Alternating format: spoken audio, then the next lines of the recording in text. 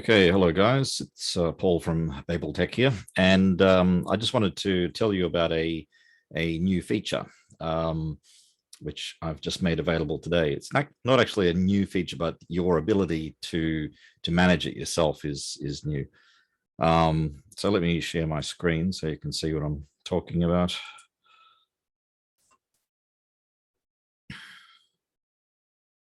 Okay, okay, I think you can see that now.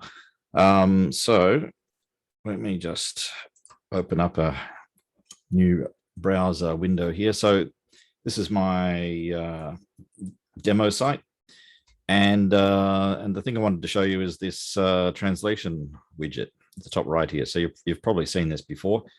So this allows us to translate on the fly any content that's on the page. You can see there I've just translated the body text to French. If I want to change that to Japanese, I can do that, and so on. So this all relies on the Google Auto-Translate widget. So of course it's not 100%, but it's I think good enough to give the gist. And if you're not targeting a specific country, if you genuinely have a global audience, then this can be a very cost-effective way of making your site content accessible to a worldwide audience. But up until this point, so I've said in the getting started docs that if you wanted to make any changes to like the language choices, you needed to contact me. So for example, here we've got Arabic, both types of Chinese, the traditional and simplified, French, German, Japanese, Korean, Portuguese, Russian, Spanish. There's over 100 language choices available. I think it's overkill to put that many on. You're probably better off just targeting the main ones, or at least the languages which are native to the countries or the geographic regions which you are targeting. So as I was saying, up until this point, if you wanted to make changes to this, you had to contact me directly to do that on the back end. However, that changes from today.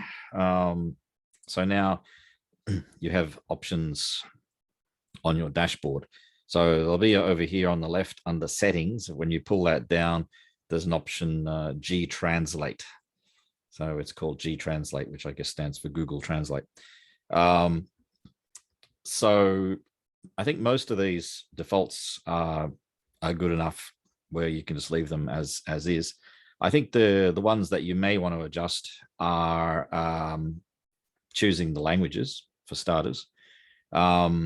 So let's say what you might want to do is where it says show native language names.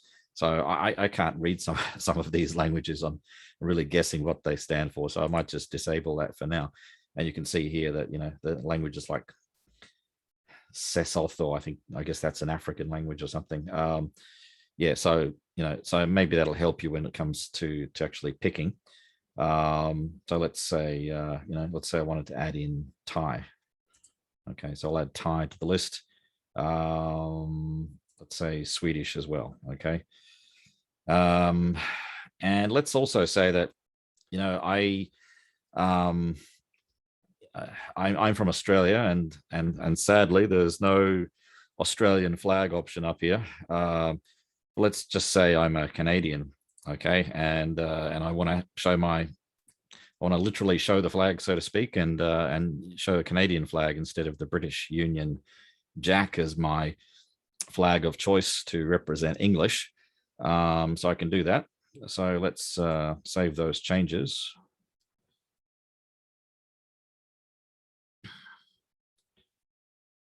Okay, so I'd say that's changed. That's been saved. So I come back here and refresh the page here. Right, so we can see now that it's got the Canadian maple leaf as the flag which represents English. And what have we got? We've also now got Swedish and Thai as available options from our drop-down list. Now, another reason why this is, I think, very handy is when it comes to having your website optimized for China. So being able for people to be able to see it in China. Best practice is to remove links to any kind of resources which are flagged by the Great Firewall of China. And in practice, this means resources which are from Google. So things like Google Fonts, YouTube, which is owned by Google, even things like Facebook. Facebook content, for example, is banned. And so the Google Translate widget relies on Google resources. So what we would want to do to optimize this for China is to remove this auto-translate widget. So if China's an important part of your business plan, then you're going to have to sacrifice the auto widget, I'm afraid. So how do we do that? Well, if I come back to here, you'll see here this option, show floating language selector. And I think you can play around with this if you like, but I think it works best if it's in the top right. I think that's, that's kind of like design convention where people are used to looking for that type of thing. It's also works best with these templates that we're using. So generally, I think you're better off leaving it there. Also, I don't think you want to show it in the menu. Again, it's not really the templates aren't really designed for that. So it works best to have it as a floating widget. But for the purposes of optimizing our site in China, what we'll want to do is choose the top option here, which is no. So show floating language selector. No. And what I might do is just show the language in their native language names as well. So let's save that.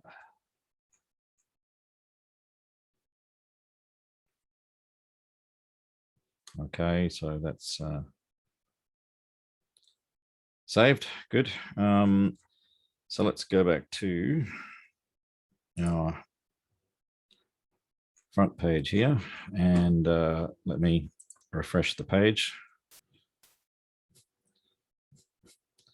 And of course, there's no widgets. Actually, there was fairly pointless, I think, to change it to the native language names, but you understand that that's the possibility. So anyway, the language widget is gone now.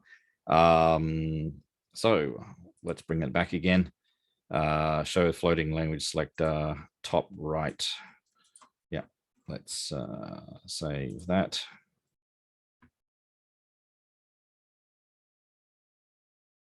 Okay, and let's go back here. Let's refresh the page. Okay, so it's back again.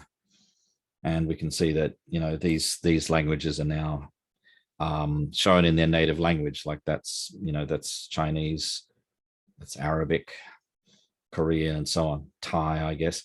Yeah. So anyway, that's now something that everyone who has a BabelTEQ account can manage for themselves.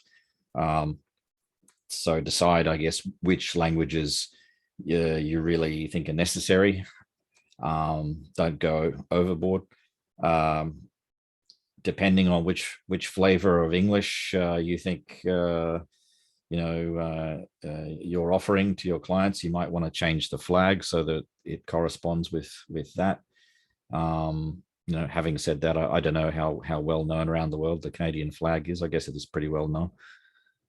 And the last point is if you are targeting China, or if China is an important part of your business plan, then you will probably need to sacrifice this auto-translate widget.